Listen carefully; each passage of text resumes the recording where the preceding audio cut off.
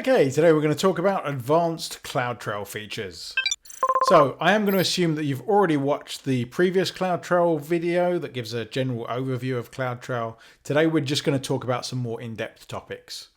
So the standard CloudTrail is a regional trail, so it records all events in a given region, plus what are called global events, so things like IAM that do not exist in just one region but are global. Route 53 would be another example of a similar service.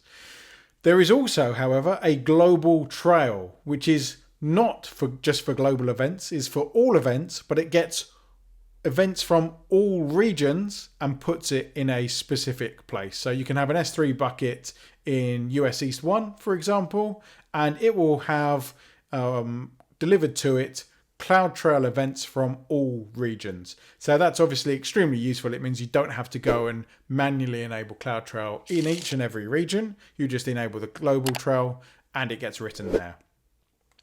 So you might now be thinking, well, what if I have multiple AWS accounts? Obviously a very common usage pattern, and AWS organizations is built to enable that. So what you have there is you have an organizational trail. So this is actually an organizational global trail. This will allow you to get CloudTrail events from all of your AWS accounts delivered to one central location.